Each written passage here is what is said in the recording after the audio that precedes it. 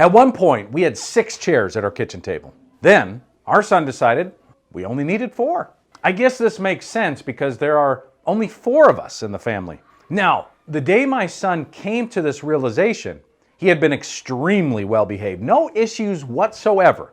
So we gave in and moved the remaining 2 chairs to the office. That was almost 6 months ago. By now, if you're a parent of a child with autism, I'm pretty sure you have a good idea of where I'm going with this. If you have never been around a child with autism, you most likely think I'm nuts.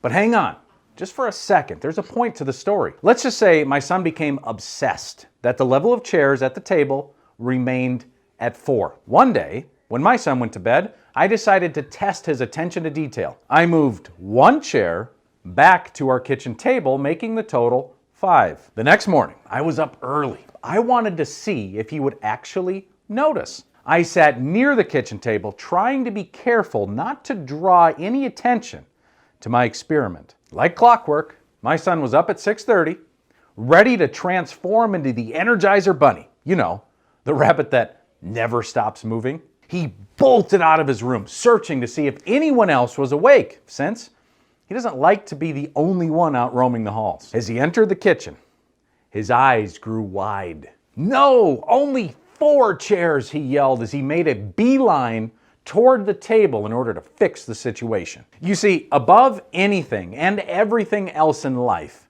children with autism cannot stand change. They thrive off of schedules. They enjoy things that are familiar to them, and they don't do well stepping outside of their known world. This is the reason that continual quarantine, non-quarantine, quarantine again, schools open, schools closed, schools open, schools closed, ping pong game of our current reality does not work for children on the autism spectrum. So, what can be done?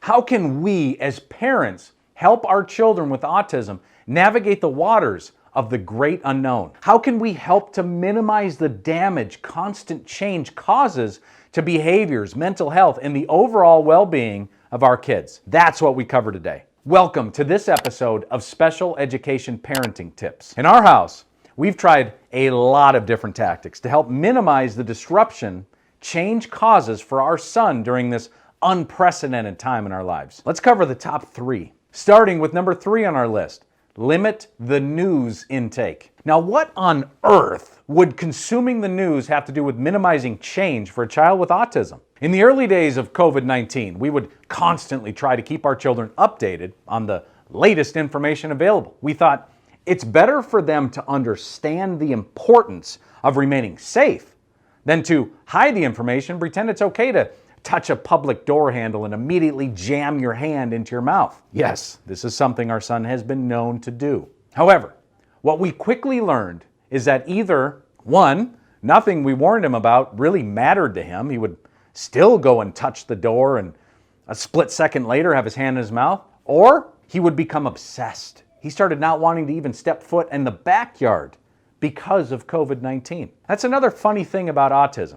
You tend to get one or the other, either completely ignoring what you say or truly all in, above and beyond, obsessive. He became anxious, questioning every little piece of his daily routine as if it would have a dire effect on his ability to catch COVID-19. Once we decided to not include him in the discussion related to the coronavirus, this over-the-top fear subsided. His anxiety dropped and we were able to settle into a new routine. Number 2 on our list is to remain vigilant about a schedule. This primarily applies to younger children or older children with more severe cases of autism. Come to think of it, this even works for our 8-year-old neurotypical daughter. Schedules are key in times of great change. This is because no matter the chaos going on around your child, they still have some sense of order in their lives. Create a daily schedule, include them in the process, and stick to each activity you have outlined. Number 1 on our list of tips to help children with autism deal with change is to keep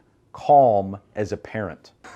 Look, at certain times over the past few months, this could literally be perceived as a joke coming from your typical late-night comedian. As working parents, forced into prodding your child through daily virtual classroom meetings and independent learning. By the way, there's nothing independent about that for children with autism. If you haven't lost at least some hair by now, then this one is easy for you. For the rest of us, remaining calm and fostering a positive environment in your home can seem like a pipe dream, but it's the most important thing we have found to help our son navigate the piles of change that have been thrust his way over the past 8 months. When we are calm, there's a higher likelihood that he will remain calm, or at least calmer than he would if we would show our true emotion all the time. I've done videos regarding different ways we as parents can fill our buckets to ensure children and other people who rely on us get the best version of ourselves. Take a look at these videos to see how we were able to navigate through some of our darkest moments. Another aspect of this mess we have touched on previously is the monumental academic regression